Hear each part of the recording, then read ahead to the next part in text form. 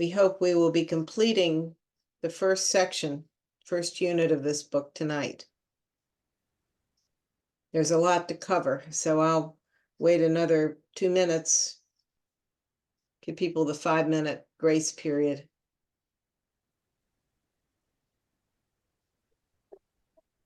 Good evening, friends, wherever you are. Good evening. While we're getting started here, I wanted to discuss how we're going to move forward. Experience has taught me that once we hit the black hole in the calendar, which in my mind goes from a Yamiha through the ascension of Baha'u'llah, people get so busy during that period that it's very difficult to keep things consistent. So it is my goal to try to complete at least going through the Egan by the end of March, hopefully by Nowruz, but more likely end of March, no later than early April, because I know that also some people are on academic calendars and they start getting into the exam period and so forth. Last year, this is why we never got past the first section of the Egan. We got slightly into the second section, but everyone's schedule filled up too much. So I'm keeping an eye on two things as we go through this. One is the clock, to try not to keep anyone much more than an hour, unless you want to stick around afterwards for the discussion. And secondly, the calendar, because I've tried to divide this up, this amazing book. The second unit is twice as long as the first unit, and it's much denser. Baha'u'llah has taught us, given us the tools to think deeply, and then he very quickly gives us a new work, which essentially the second unit is, to go in much more depth, talking about who are the manifestations of God. What is the manifestation of God? What is the relationship of the manifestation of God to God himself? And it's very dense reading.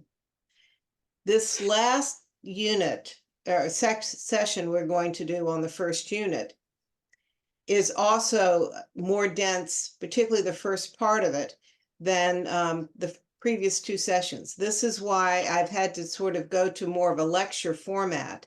And then once I finish, allowing people to then ask questions and make comments. But it's because the material is very dense. I had the great privilege of serving for 18 years at the World Center.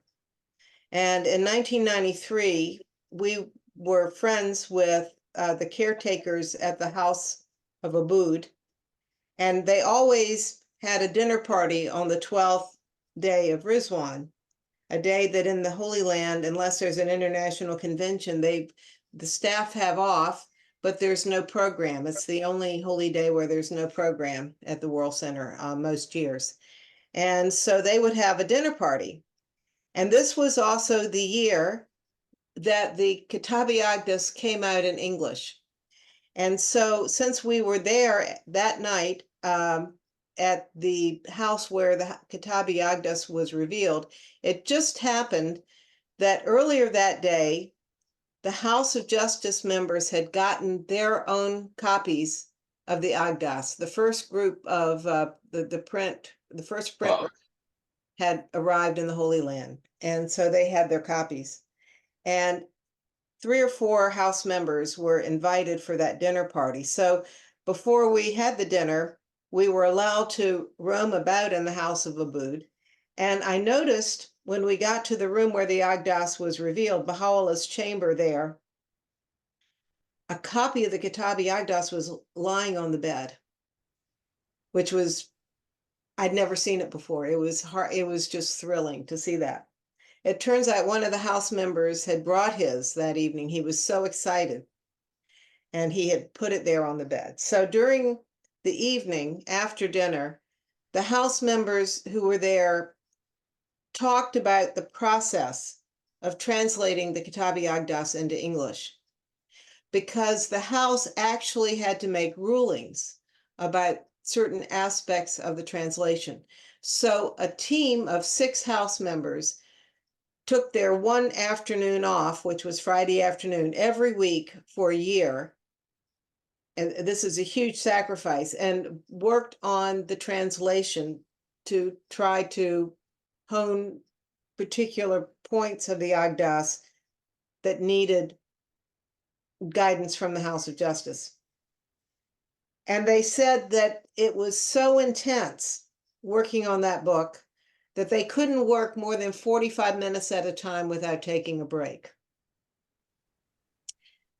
So when you're doing spiritual work, like going through a book such as the Kitabi Igan, which is second only to the Kitabi Agdas, we can go a little bit longer than 45 minutes, but it's very rich material. And it's understandable that for most of you, probably 30 minutes into this, you start wandering. I'm going to try to keep you occupied, but this is the nature of the material. So one of the questions I have is, next week we can either jump immediately into the next unit, and the next unit is treated very much by Baha'u'llah as a separate unit. It has a preamble and so forth. And this unit that we'll finish today actually has a close to it. So it's clear he divided this book into 2 sections. Or we could just take next week and talk about what we've already done with the first section of the book. Review it, have some open discussion, have some questions to stimulate discussion. And I will leave it to you folks to talk about that and see what you would prefer to do for next week. But that would mean one more week, probably into April, to complete going through this amazing book. So think about it. Think about what lies ahead. I also understand that a number of people are involved one weekend in February with another youth, the older youth and young adult conference, and that might be a weekend that a lot of people would want to skip. So I need to know also whether that is in fact the case. But I do want to make sure that we complete this amazing book, and that we have also that we're going at a speed that is working for you. All right, so with no further ado, I'm going to get started.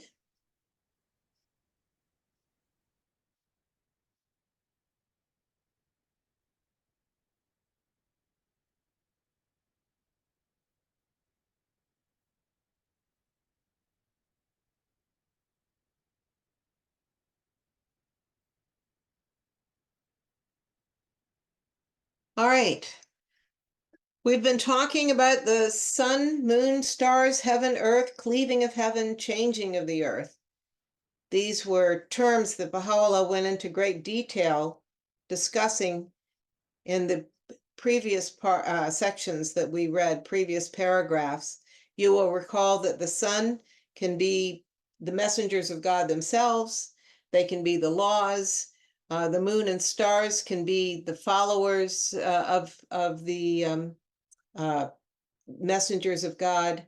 The sun can also be spiritual clergy, and moon and stars can also be clergy.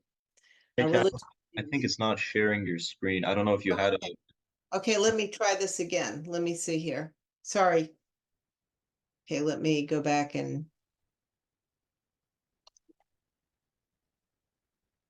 Okay.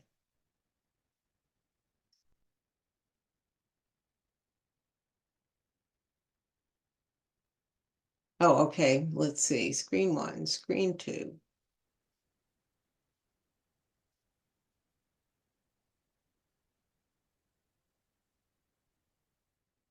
Do you see anything? Okay. Do you see anything now? All right. Let's see. There we go. All right. This is not the screen I want though. So let me okay,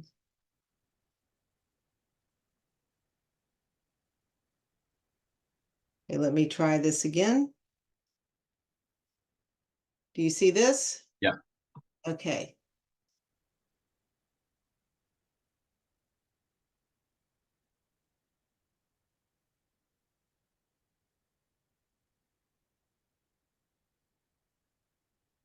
Right, so now let me figure out how to get it to do slideshow.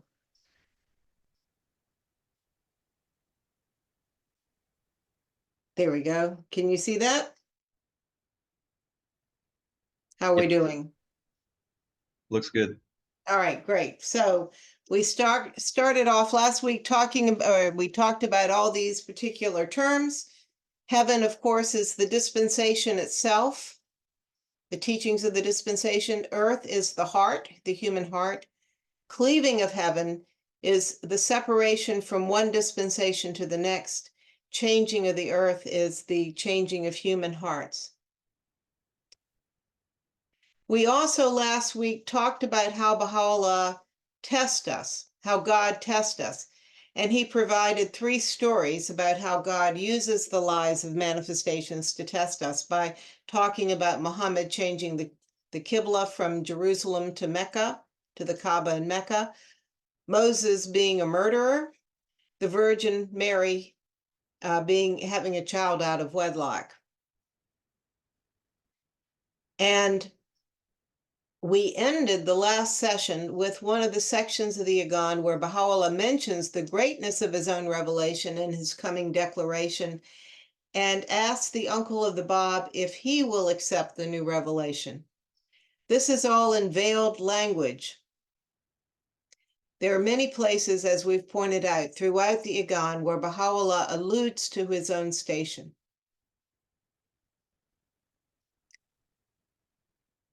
He then, in this next section that we're going to talk about in here, which I'm on starting with paragraph 66, is going to return to the theme of Jesus's prophecy of his coming again at the time of the end, the day of the judgment day, resurrection. He repeats himself a lot. And in one of the paragraphs we're not going to read tonight, paragraph 78, he says, "By God, however great our desire to be brief, yet we feel we cannot restrain our pen." So one of the things about this book is it's not linear. It doesn't follow chronology. He takes themes, he talks about them, and then later he comes back to those themes. So if you see attempts such as Hand of the Cause Horace Holly did back in the 1930s to outline this book, he has to jump all over the book to make it make sense. So I'm trying to go with the chronology that's in the book itself, but Baha'u'llah himself says he's going on and on and on more than he would like, and that he has many things he would like to tell us, but he is not going to get around to it in this book. So now going back to this quote, and this is found in Matthew 24:29 in the New Testament. "And then shall appear the sign of the Son of Man in heaven." Again, explaining these words, S-U-N, heaven. So he says sun is the heavenly teachings, stars of the divinely established laws have fallen, and the moon of true knowledge, the educator of mankind, hath been obscured. So he says Jesus is talking about he will come again at a time when his teachings have been lost, when they've been obscured, when the standards of guidance and felicity have been reversed, and the morn of truth and righteousness has sunk in night, and then shall the sign of the Son of Man appear in heaven. Now, I highlighted the word night for a reason. In the Baha'i writings, you will find particularly Shoghi Effendi and Abdul Baha using this term night. Night is the period between the manifestations. So when the guardian says this is a day that shall not be followed by night, he means that we will continue to get guidance during the interim between Baha'u'llah and the next manifestation because of the Universal House of Justice. So the term night is a loaded term in the Baha'i writings. Again, more explanation of the word heaven. And this is a very interesting explanation here, because most of the time he's talking about all these terms as being figurative. But he says, by heaven is meant the visible heaven, because at the time a messenger of God comes, a star will appear in the heaven, heralding unto its people the advent of that most great light. And in like manner, in the invisible heaven, a star shall be made manifest, who unto the peoples of the earth shall act as a harbinger of the break of the true and exalted morn. In other words, he says here that every time a messenger comes, there is a special star in the sky. And every time a messenger comes, there's also someone that is a herald on the earth. A John the Baptist, the Bab is the herald of Baha'u'llah, and he talks about other heralds. So think about this. God has this all so coordinated as to when the time of a messenger of God is, that a supernova, billions of light years away, will happen many millions of years in the past, so that at the time of a messenger of God coming to mankind, there will be a special event in the heavens. That's pretty amazing. And he gives examples. Abraham, Moses, Jesus, Muhammad, the Bab. Jesus is the one that we're most familiar with. The Magi coming from the east when they saw some astrological sign in the sky. Now, as Baha'is, we know that Magi is the plural name for Zoroastrian priest. Zoroastrian priests were considered in antiquity to be the best astrologers in the world at that time. So these were men who, for religious reasons, paid very close attention to astronomy, and astrology and the sky. And so they, of course, were the most likely people to notice something unusual in the sky. And according to Christian tradition and the Book of Matthew, 3 of them came from probably Iran to Bethlehem, to the Holy Land, to pay tribute to Jesus. Wonderful story. We often call them the 3 kings, but really it's the Magi. And he also talks about Jesus's herald being John, and how the Arabic name for John is Yahya, son of Zechariah. So for Muslims, they know John the Baptist as Yahya. By the way, do you know what Jesus's real name was? It wasn't Jesus. Jesus is the Greek version of his name. Is it Emmanuel? No, that was a title. His real name was Yeshua, Yeshua ben Yosef. And Yeshua today would be translated as Joshua. Fun fact. So, see all this good trivia I throw out during these things. But Emmanuel is another one of the titles of Jesus. But good try, Shaheen. All right, so this means that there was some sort of astronomical event at the time of the coming of the Bab and at the time of the coming of Baha'u'llah. And we know Sheikh Ahmad and Syed Kazem are the twin heralds.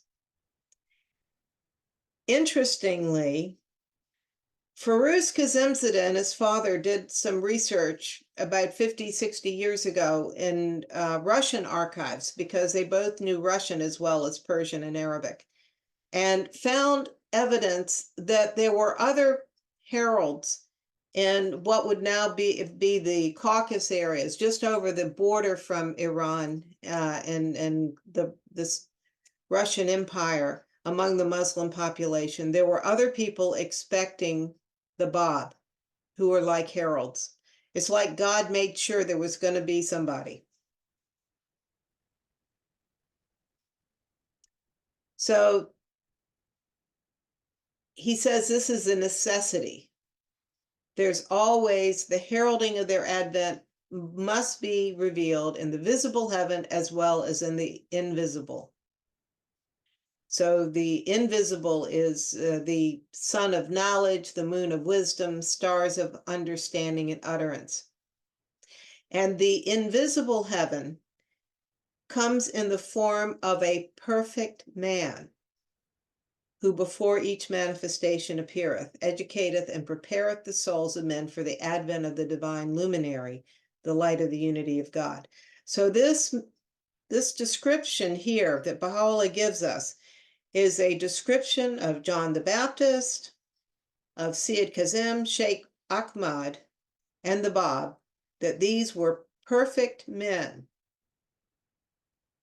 which is very interesting to me.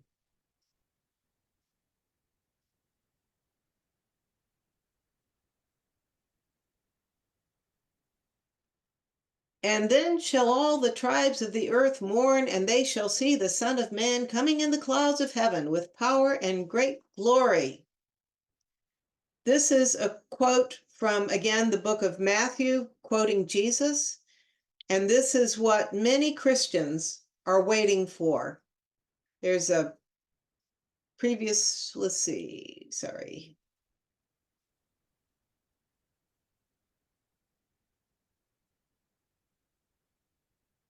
Sorry, I'm going in the wrong direction here.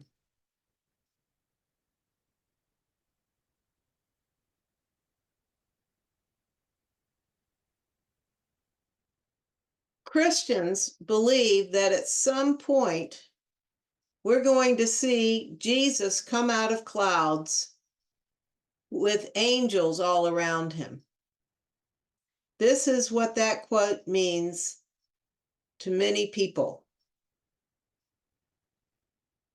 And lots of artists and TV films and so forth have tried to portray that. He says that this is silly. These words signify those days when men will lament the loss of the sun of the divine beauty, the moon of knowledge, and the stars of divine wisdom.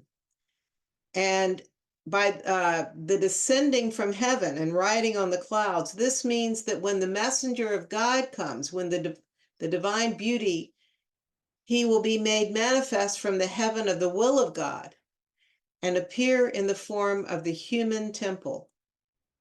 So heaven, in this case, denoteth loftiness and exaltation, inasmuch as it is the seat of the revelation of those manifestations of holiness. And he provides a true glimpse into the nature of the manifestations and their inner consciousness. He has previously, you remember in the first two meetings that we had together, he talked about their sovereignty and their power and authority. Now he's going to talk more about how they function. These ancient beings, these are people who were created long before they come to earth. Though delivered from the tomb of their mother, have in reality descended from the heaven of the will of God. Though they be dwelling on this earth, yet their true habitations are the retreats of glory and the realms of above. Whilst walking amongst mortals, they soar in the heaven of the divine presence. Now, friends, what Baha'u'llah is saying, I think, there is no time limitation on messengers of God. These are special beings. They exist in many states while they're walking upon this earth. Without feet, they tread the path of the Spirit, and without wings, they rise unto the exalted heights of divine unity. With every fleeting breath, they cover the immensity of space, and at every moment traverse the kingdoms of the visible and the invisible.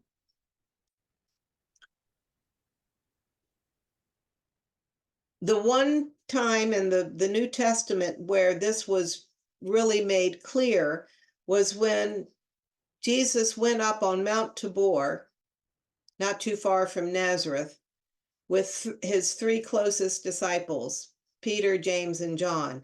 And while they were there, the disciples witnessed him becoming white, like a almost ghostly, and he was conversing with Elijah and Moses.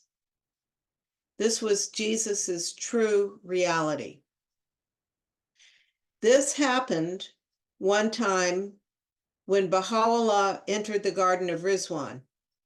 He went and stood by himself next to the mill pond and became white and ghostly, like what the disciples saw at Mount Tabor.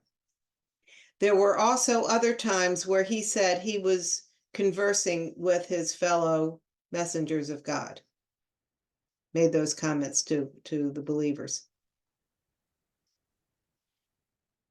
Upon their thrones is written, nothing whatsoever keepeth him from being occupied with any other thing.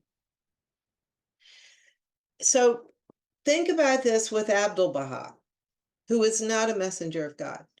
Abdu'l-Baha could have 5 or 6 secretaries standing around taking dictation from him to different letters to different people or different communities while he's conversing with somebody else, and he didn't lose his train of thought. There's also a quote from Abdu'l-Baha where he was talking to Helen Ellis Cole, and who was one of the early believers. She was a cousin of May Maxwell. And he said to Helen, who was a widow, he said, your husband sent me to you. And she was quite taken aback. Her husband had died before she heard about the Baha'i faith. He said, yes, I am visible and present at all times in all the worlds of God. Well, if Abdu'l-Baha is able to do that, Baha'u'llah is able to do that to an even greater degree. He knows everything, everywhere, all the time. Nothing whatsoever keepeth him from being occupied with any other thing. And on their seats is inscribed, verily his ways differ every day. They are sent forth through the transcendent power of the ancient days and are raised up by the exalted will of God. This is what is meant by the words coming in the clouds of heaven. He then even says, in parts that I'm not going to put on the screen, that there are many other meanings to the word heaven in the scriptures. And he gives multiple examples. He says that we will probably not understand all the meanings of the word heaven in scripture. And he gives these examples: heaven of command, of will, of the divine purpose, of divine knowledge, certitude, utterance, revelation, and concealment, and the like.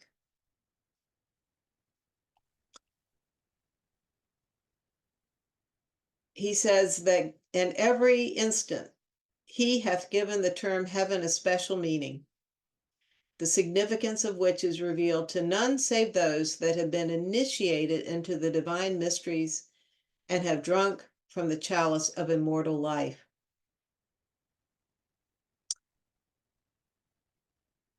So this is quite obscure and mysterious, and shows that there is far more than we can possibly understand, which is why he again calls us to cleanse the mirror of our hearts so that we will understand these symbolic terms. And then he goes back to reiterate what he said at the very beginning of this book. Not, however, until thou consumest with the flame of utter detachment those veils of idle learning that are current amongst men, canst thou behold the resplendent morn of true knowledge. Now, dear friends, what we just encountered with Baha'u'llah talking about manifestations of God being able to be everywhere all at once, he's going to go into much greater detail about the manifestations when we get into the next unit. So this is, to me, just a wonderful, not teaser, but a glimpse of what we're going to talk about once we start the next unit of this book. He's now going to go into a discussion about how do we know what is true? What is divine versus satanic knowledge? And then he's going to get into a discussion of the Holy Scripture and is it reliable? Because again, remember, this book is being written for the uncle of the Bab, and he is trying to help the uncle of the Bab resolve his difficulties in understanding what was true and what was false about all the things he heard and read about his nephew. So divine versus satanic knowledge, very important topic. So knowledge is of two kinds, divine and satanic. The one welleth from the fountain of divine inspiration. The other is but a reflection of vain and obscure thoughts. We all have both of these, right? A lot more of the latter than the former. The source of the former is God himself. The motive force of the latter, the whisperings of selfish desire.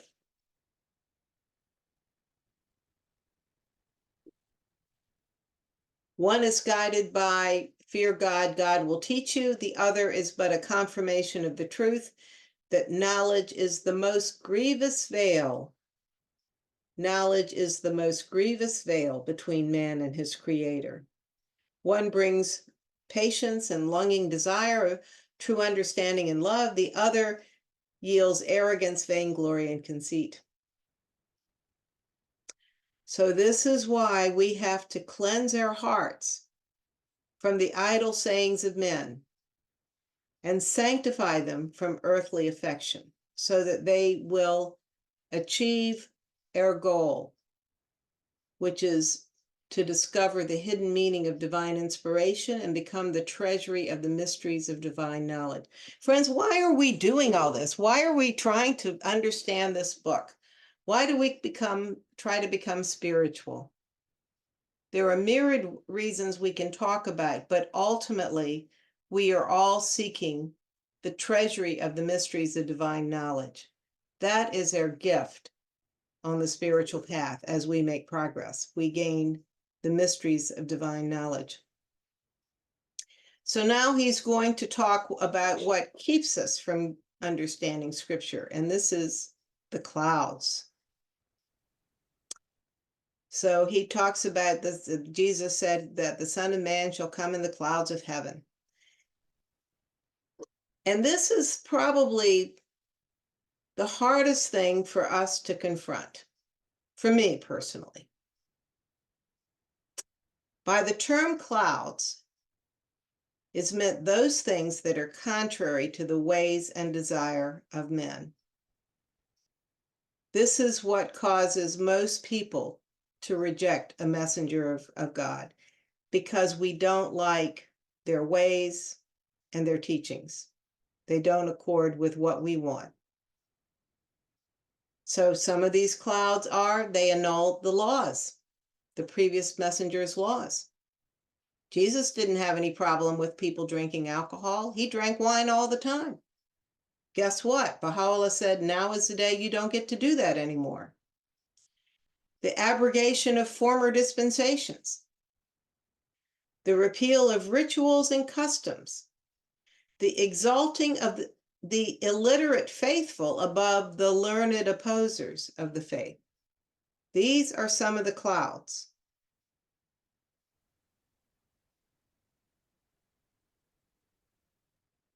And this is a tricky one. We don't have this as much because Baha'u'llah is not walking around among us. the appearance of that immortal beauty in the image of mortal man. Eating and drinking, poverty and riches, glory and abasement, sleeping and waking. You know, one great test for many Baha'is is to go on pilgrimage and to do the one thing that they're most excited about, which is to go to the archives building and see the portraits. And there is Baha'u'llah, a photograph. We're seeing the immortal beauty in the image of mortal man. As one person well put it, it's like the light gets turned off so you can look at the vase, at the globe. See the lamp and not the light. These are all examples of the clouds that cause the heavens of knowledge and understanding to be cloven asunder. Even as the clouds prevent the eyes of men from beholding the sun, so do these things hinder the souls of men from recognizing the light of the divine luminary. And they have said, "What manner of apostle is this? He eateth food, he walketh in the streets. Unless an angel be sent down and take part in his warnings, we will not believe."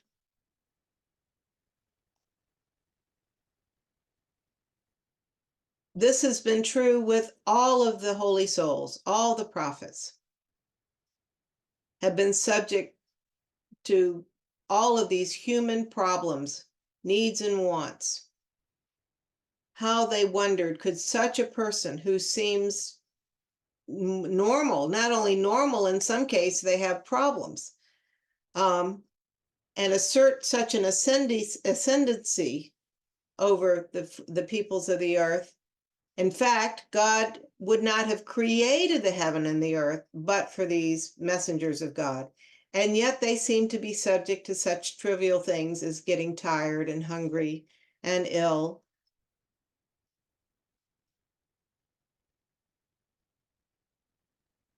Now, we're going to go through some pages that were also included in Gleanings. So whenever the Guardian includes something in Gleanings, I don't leave anything out. And I put it in green lettering.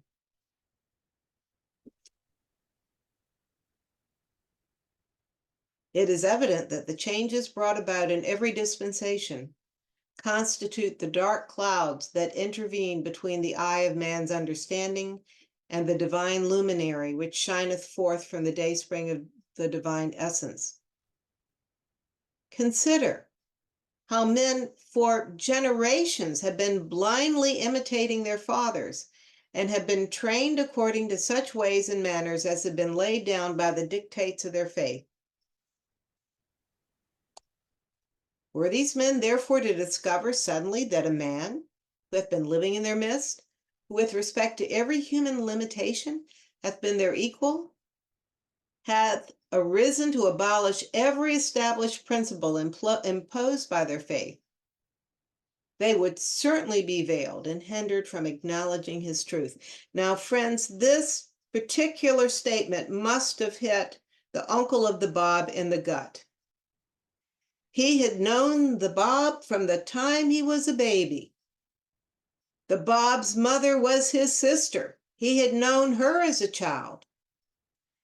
How could this young man who had worked in his family business, who he had watched conduct business selling cloth, watched him get married, how could this man, his nephew, be the one who abolishes every established principle imposed by Islam? No wonder the uncle is confused.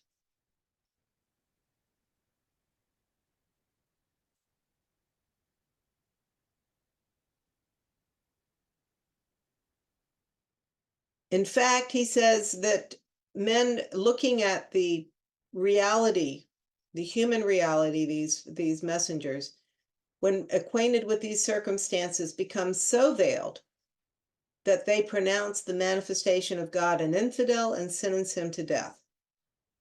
This explains to the uncle of the Bab exactly what happened to his nephew. He said this is happening now, just as it happened in past ages. He then goes on to talk about how we should approach a messenger of God, and that we should only ask for one proof of his station.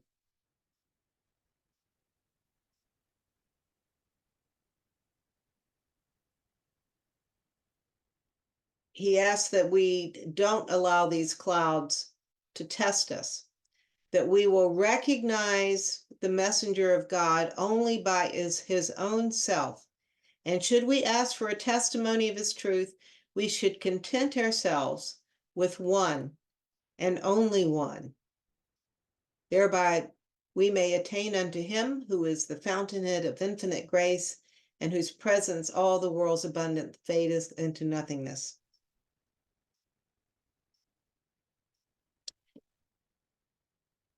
He's now going to explain another term, this one smoke, which occurs in the Quran. In the Quran, it prophesies that on that day, when the heaven shall give out a palpable smoke, which shall enshroud mankind, this will be an afflicted torment, talking about the day of judgment, when a messenger comes. And this is how he explains it.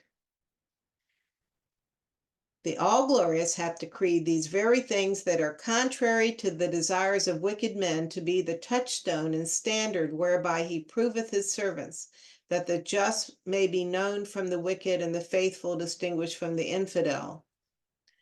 The symbolic term smoke denotes grave dissensions, the abrogation and demolition of recognized standards, and the utter destruction of their narrow-minded exponents.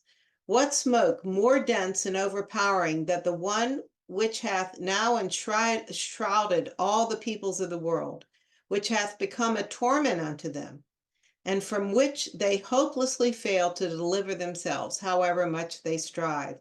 The more they are told that this wondrous cause of God, this revelation from the Most High, hath been made manifest to all mankind, and is waxing greater and greater every day, the fiercer groweth the blaze of the fire in their hearts. This smoke comes about when the messenger of God starts gathering a following. And the following grows, and more people pay attention to what they have to say. This causes all kinds of people getting mad that this is happening, that Islam is being threatened, that Christianity is being threatened because this new religion is emerging. You know, the best way to know that your community is being successful in its work is when you start getting opposition.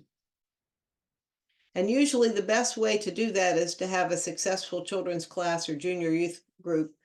Boy, that makes people mad when we start being successful in that way. All right.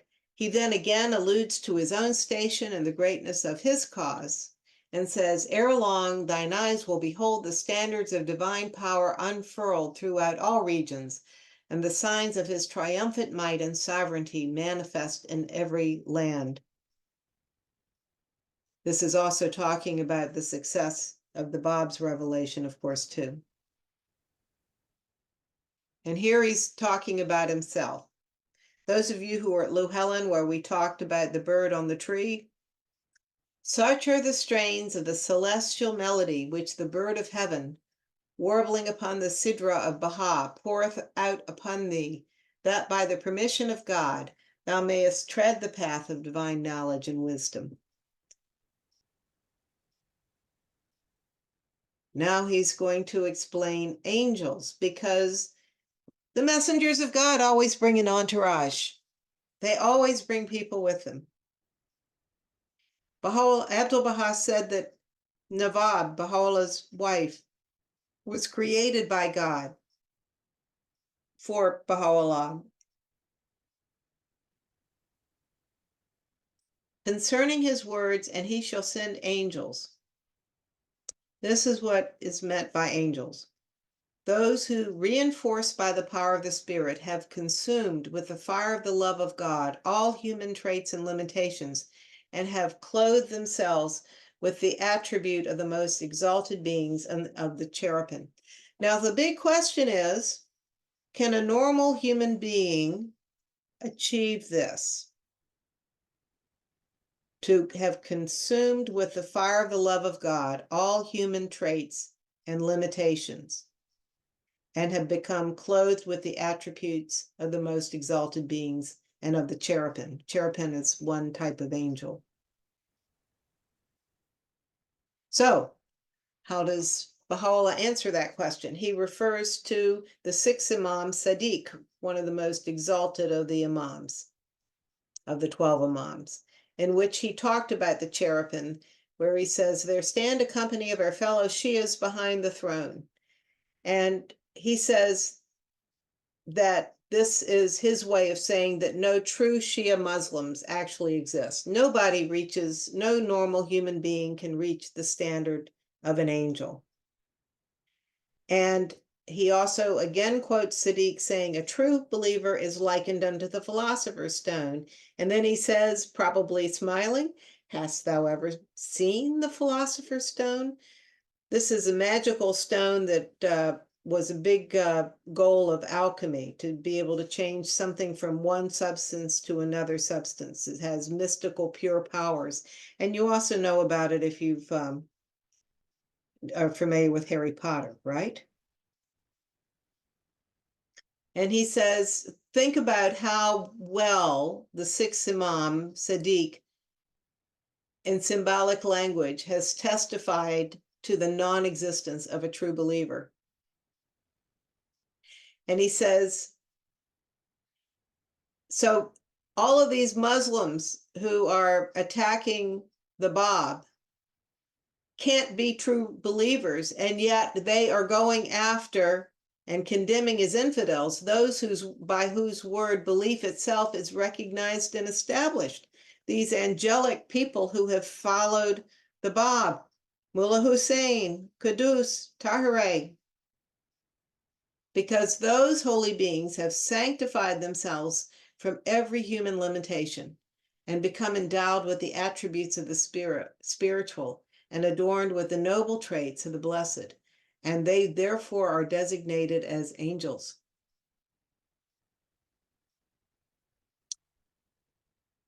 So now, again, to help the uncle of the Bab, he's going to again explain why Christians didn't recognize Muhammad and the Bab. And he's going to try and clear up a misconception in Islam.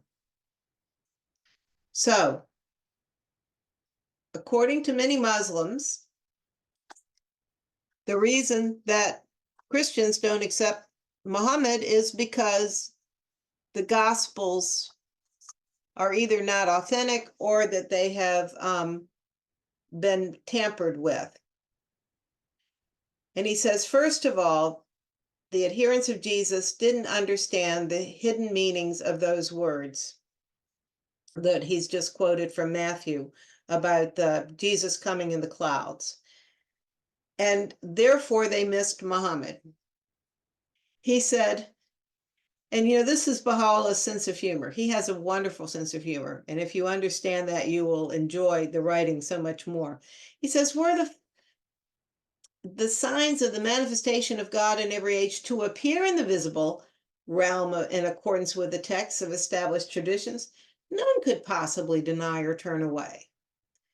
Were the prophecies recorded in the Gospels literally fulfilled, were Jesus accompanied by angels to descend from the visible heaven upon the clouds, who would dare to disbelieve? Who would dare to reject their truth?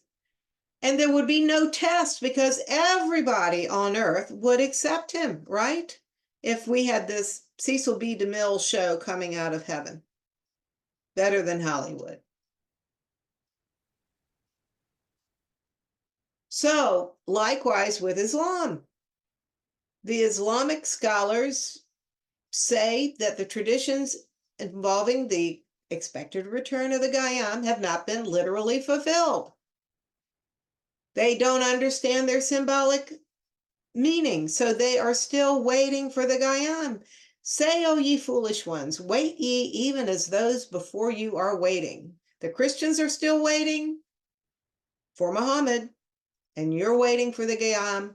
Both of you missed him. He now goes into what is really meant by perverting the text. And this is probably a difficult story for us to read. So let me talk about this story that Baha'u'llah relates. I didn't put the text in here. I wanted to give it in my own words. So Baha'u'llah asked, Muhammad, this is a story from Muhammad. Muhammad one day was asked about what the Jewish stand about two married people committing adultery was. And so he was asked this by the Jews of the town of Tiber, which was not too far from Mecca. And so he said, well, bring me your best scholar, your best Jewish scholar. So their best rabbi was brought to Muhammad. And he said, learned sir, tell me, what is the Jewish law about two married people committing adultery? And the rabbi said, according to the Pentateuch, to the first 5 books of the Old Testament, their authoritative text from Moses, it is death by stoning for both parties. Both the man and the woman are to be stoned to death if they commit adultery. And he said, Muhammad then asked this rabbi, he said, that's true. Why is it that the Jews do not carry out this law? And he said that, sir, during the time of Nebuchadnezzar, when Jerusalem was put to the flames, all of the Jews were committing adultery. And so the Jewish rabbis decided that if they carried out that law, there were so few survivors already of the destruction of Jerusalem that they would kill all the adults practically if they carried out that law. And here's the tough part for us, because then Muhammad heard from the angel Gabriel these words, which he then conveyed.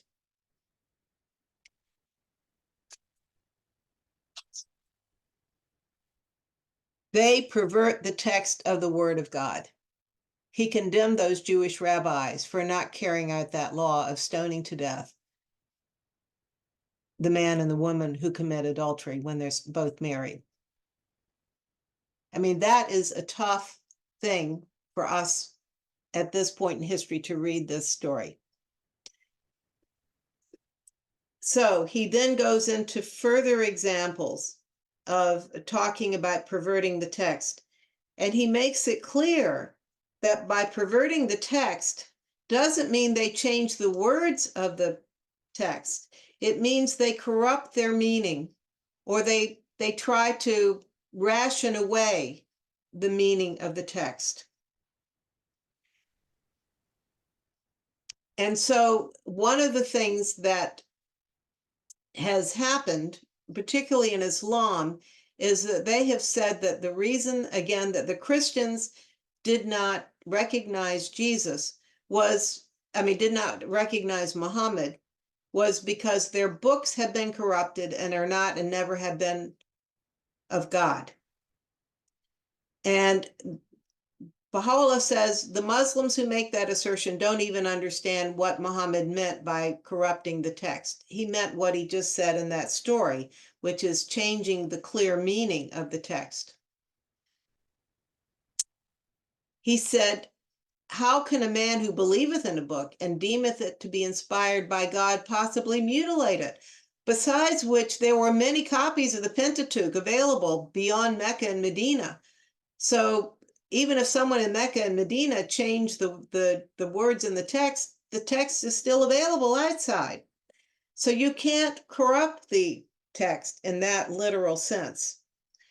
It is by corruption of the text is meant that in which all Muslim divines are engaged today, that is the interpretation of God's holy book in accordance with their idle imaginings and vain desires. He says it's even worse because in some cases, they heard the word, they understood it, and then they distorted it, and they knew that they did that. So the meaning has been perverted, not the actual words have been effaced.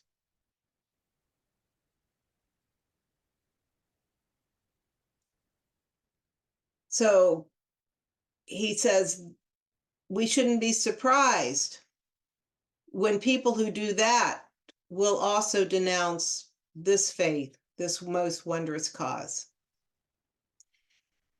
How vain their imaginings that these calumnies are in conformity with the verses of God's sacred book. They perverted the text to try to undermine the Bab and Baha'u'llah.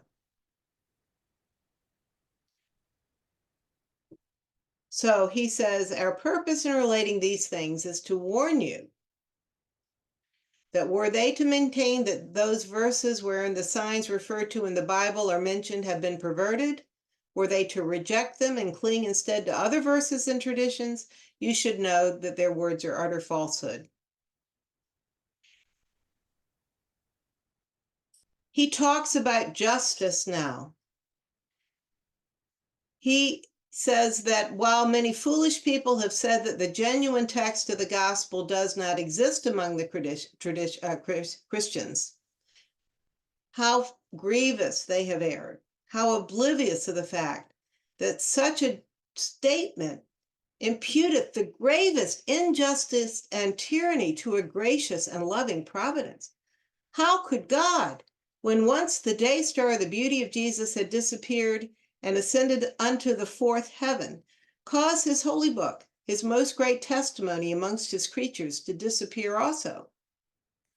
What would be left to that people to cling to from the setting of the day star of Jesus until the rise of the sun of the Mohammedan dispensation? What law could be their stay and guide? How could such people be made the victims of the avenging wrath of God, the omnipotent avenger? How could they be afflicted with the scourge of chastisement for screwing up the teachings of Jesus if they didn't have the text? So God's tender mercies made certain that we had a proper accounting of Jesus's teachings. Now, friends, and by the way, you noticed he said that Jesus ascended unto the fourth heaven, which is a whole nother interesting topic. He throws these wonderful little zingers in. From the 19th century on, Christian scholars started looking at the text in scholarly ways and questioning its authenticity. There are lots of books about this. There are many reasons why they did it. And this has caused, even within Christianity itself, grave doubt as to whether the Gospels are authentic words of Jesus. Baha'u'llah is making it clear that divine intervention has ensured that the Gospel is a heavenly text and one that we should treat as Holy Scripture. Doesn't mean we can't study it, but it also means that we accept that.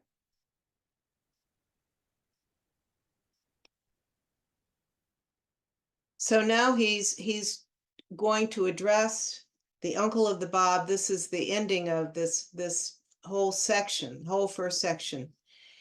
Remember, he's writing this to the oldest uncle of the Bab, who has submitted questions to him. And now he's going to address that uncle about his nephew's station. And then he's going to end this section by addressing the Babis collectively. So let's go through those, and then we will stop and for the evening, except for those who want to stick around and discuss this. Here is his words to the uncle.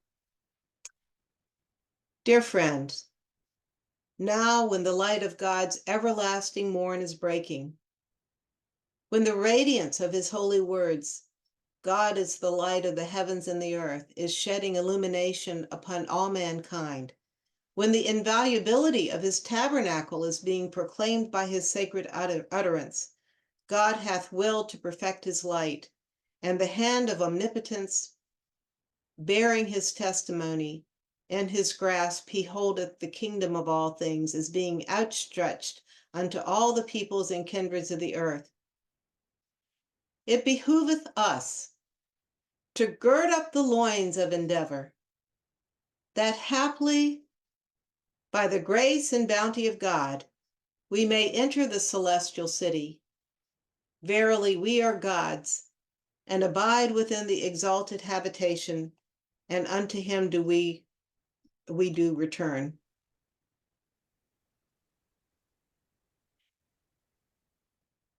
It is incumbent upon thee by the permission of God to cleanse the eye of thine heart from the things of the world, that thou mayest realize the infinitude of divine knowledge and mayest behold truth so clearly that thou will need no proof to demonstrate his reality, that is, his nephew's reality, nor any evidence to bear witness unto his testimony. O affectionate seeker, shouldst thou soar in the holy realm of the Spirit, thou wouldst recognize God manifest and exalted above all things in such wise that thine eyes would behold none else but him. God was alone, there was none else beside him. So lofty is this station that no testimony can bear its witness, neither evidence do justice to its truth. Wert thou to explore the sacred domain of truth, thou wilt find that all things are known only by the light of his recognition, that he hath ever been and will continue forever to be known through himself. And if thou dwellest in the land of testimony, content thyself with that which he himself hath revealed. Is it not enough for them that we have sent down unto thee the book? This is the testimony which he himself hath ordained. Greater proof than this there is none, nor ever will be. This proof is his word, his own self, the testimony of his truth. So, dear uncle of the Bab, look to the Bayan, look to your nephew's writings. This is his testimony. This is his proof. And he has said that there is nothing greater than his word, his own self, the testimony of his truth. He then addresses the Babis. And you notice he's just told the uncle to turn to the Bayan. And he says, now we beseech the people of the Bayan, all the learned, the sages, the divines, and witnesses amongst them, not to forget the wishes and admonitions revealed in their book. Let them at all times fix their gaze upon the essentials of his cause, lest when he who is the quintessence of truth, the inmost reality of things, that's himself, of course, Baha'u'llah, the source of all light, is made manifest, they cling unto certain passages of the book and inflict upon him that which was inflicted in the dispensation of the Quran. Don't persecute him whom God shall make manifest. For verily, powerful is he, the King of divine might, to extinguish with one letter of his wondrous words the breath of life in the whole of the Bayan and the people thereof, and with one letter bestow upon them a new and everlasting life. and cause them to arise and speed out of the sepulchres of their vain and selfish desires. Take heed and be watchful, and remember that all things have their consummation in belief in him, in attainment unto his day, and in the realization of his divine presence. There is no piety in turning your faces toward the east or toward the west, but he who is pious, who believeth in God in the last day. Give ear, O people of the Bayan, unto the truth whereunto we have admonished you, that haply ye may seek the shelter of the shadow extended in the day of God upon all mankind.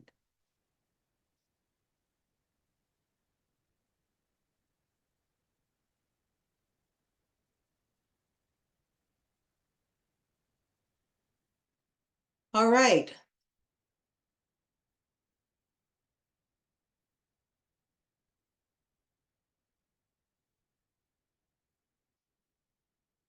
So I see we have a few questions here already in the chat.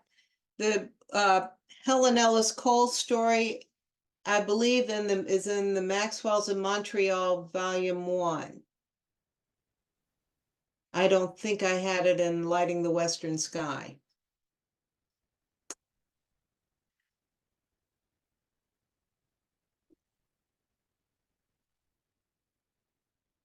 This is another excellent question. What does it mean? All things are known only by the light of his recognition. I don't know. Can someone tell me what they think it means?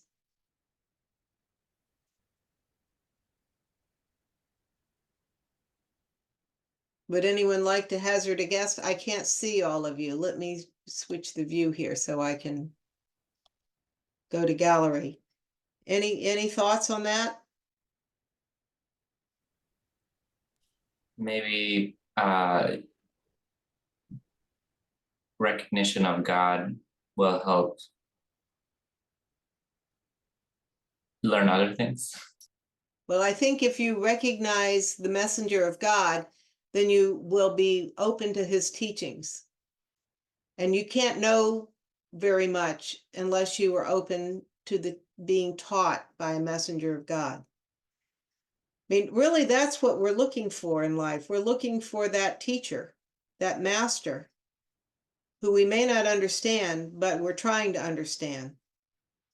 So we can't sit on a mountaintop and stare at the scenery and understand God and his world. We can only understand it through the messengers.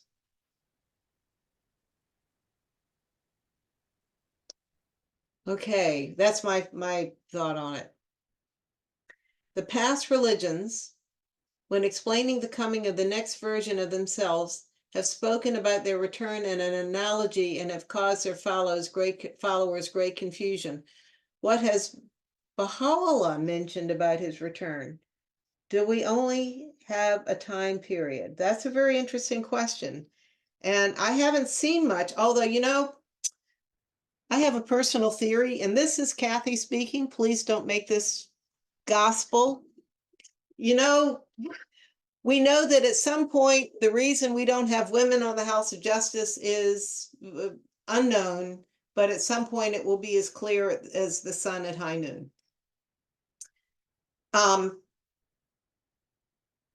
In one of the tablets I was reading the other day, in Tablets of Baha'u'llah revealed after the Agdas, Baha'u'llah says that God might make one of the leaves a manifestation of God. And leaves, of course, is a word for woman. So if the next messenger of God is a woman, that will be a huge test. And it would also, the Constitution of the House of Justice says that it's only good until the next manifestation of God comes. So that may be the test of the next manifestation. And I see Alex has very nicely put some other, we know that they're going to be persecuted. Baha'u'llah says that he grieves when he thinks about what's going to happen to the next manifestation. And also, as one former House member said, The 1,000 years is only a minimum. It could be, 1,500 years, 2,000 years. We don't know. But that's the minimum, not the maximum. Thank you, Alex. We'll have to check that out. Any other comments or questions? Yes, know thou moreover that in the day of revelation were he to pronounce one of the leaves. Great, thank you. To be the manifestation of his excellent titles, unto no one is given the right to utter why or wherefore, and should one do so, he would be regarded as a disbeliever in God and be numbered with such as have repudiated his truth. Thank you. Yes, the tablets of Appa, Surya of Appa. I have a question. Sure, Lena. Well, we know that God loves his manifestations. So if he does love them, why would he send them down if he knows they'll be persecuted and abused? Wouldn't he like take away free will and have us all, I don't know, treat them better? I mean, I don't know why he would do that to them if he loves them. Well, because Baha'u'llah says that but for these manifestations, God wouldn't have created the heavens and the earth. So when he decided to create creatures, he decided he wanted to give them free will because he wanted them to love them of their own accord, of their own will, to love him and seek him themselves, not because they were robots. And he created a means to explain himself and his will to his creatures. And for at least the creatures here on Earth, air species, he created a band of, I think of them as a band of brothers, maybe a band of light people, these souls that are immortal, that have no beginning as well as no end, who have been trained up, and they're given a mission, and they know their mission. But he also said that they're doing everything at one time. They have no sense of time.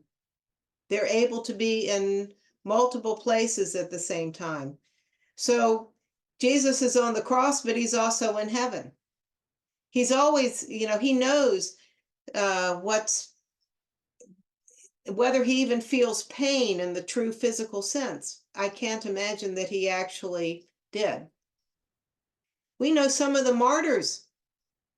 One of the martyrs in the early 1980s was the only member of the Continental Board of Counselors to be executed in Iran. When he was walking to his execution, there were witnesses who said his feet did not touch the floor. We know of martyrs who didn't even feel any pain while they're being tortured. So we don't know what their inner reality was. We think of them, that makes us only think of the human side of them, that suffering. And God knows that people suffer all the time. They get debilitating, painful diseases. His creatures go through many tests and difficulties, but this is also for the training of their souls. So we have to understand what we see as human suffering as not being an absence of God's love. Abdu'l-Baha says, I love you, but I want you to suffer. Strange that it is that I love you, but I want you to suffer. So, this is one of the most difficult. This is why we have the Book of Job. Why do good men suffer? That's the story of the Book of Job. It's an allegory. It's a mythical story in the Bible. Kathy, may I add something if you don't mind? Sure, absolutely, Shaheen. There's a couple things that came into my thought. One is, first of all, that I wrote a letter to the House a long time ago asking if the manifestation of God had free will to choose to be a manifestation of God or turn it aside. And they basically, and it's because of a particular passage that I had read, where Baha'u'llah talks about how God has divorced him from his own self. And so the House, basically, a long story short, the research department said, we don't know the answer to that. We haven't found anything in the writings that's conclusive of what that is. Baha'u'llah talks about how every time he sees a tree, he longs to be crucified on Mhm. one. Yeah. He also talks about his own blood, how Mhm. his blood yearns to be spilled, and he says to his own blood to be patient because that kind of suffering will only last but an hour, Right. right? But he's been created to endure, right? Right. And it seems to me that if we were to kind of look into the readings, that we may come to the conclusion that the manifestations have all individually accepted suffering, the gods that it which is, the gods decree that they will be suffered in the hands of human beings, and they've done it through out of their infinite love for him, for their creator. Right. So, and by having accepted that suffering and knowing beforehand, just like we see how in the New Testament Jesus very well knew that he would be crucified. He countlessly, told his followers, and his followers didn't really understand that, and surely they said that Right. this would pass. And then, Jesus says, get behind, I think he says to Peter, right, get behind me, Satan, right? Right. So Yeah. he actually would have likened such a thought of not suffering as a prompting of the lower self. Right. So so how does one prove one's nobility or one's love for God if it is not through the sufferings that are decreed by him? Right. This doesn't mean that we add to our own sufferings, but if they are from God, then perhaps they are for our strengthening. And another thing is that, so I know the story that you were referring to about, for example, one of the early believers, how he was having his his feet whipped, bastinadoed, I think, and he said, yeah. Somebody asked him, like, well, did you feel any pain? He said, yeah, the first few strikes were very painful, and the rest of them, I couldn't feel, and they had covered his face when they were whipping the soles of his feet, but then when it was done, they realized that he's so bored he was picking his teeth, right? Right. Right. Yeah. Right. It's could and I think that the actual amount of pain that you feel is in direct proportion to the amount of pain you can tolerate in the path of God. Right. Right, so because the Quran also says, and Baha'u'llah also reaffirms this, that God does not burden any soul beyond its capacity. Right. So I think we should realize that in the context of our mortal eyes, we think that this pain should be avoided. But countless times we've read in both the writings of Baha'u'llah, but also in the prayers, how God can transmute pain into pleasure. Mm-hmm. And it may not be in the literal sense that it feels good, like some sadistic people do these things with psychological issues, but Right. that knowing that pain is a sign of one's love, one will gladly accept it.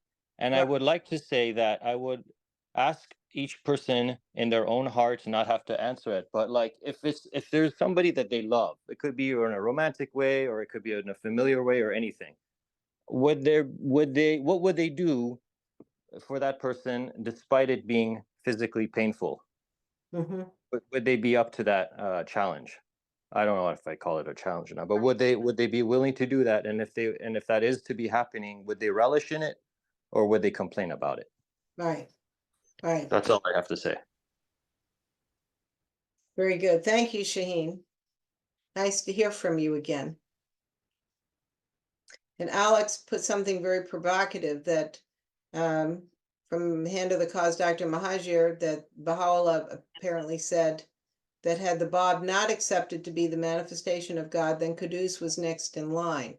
This may actually sort of harken back to what I mentioned about what the Kazimzadehs discovered, and that there were like spare heralds not too far outside of Iran and the Islamic area of southern Russia, who were also twin heralds, and had gained quite a following. And this is one of the reasons why the Russians wanted, the Russian ambassador asked the Shah to move the Bab from Maku to Sharik to get him further from the Russian border, because of this group that were waiting for the Gayam that had been told by heralds there in the Russian Empire.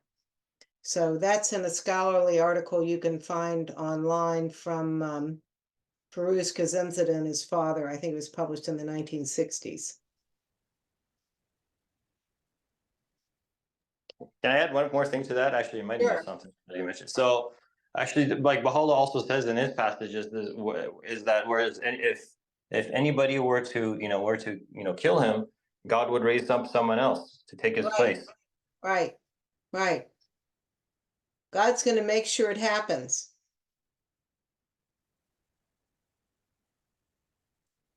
If it's his will.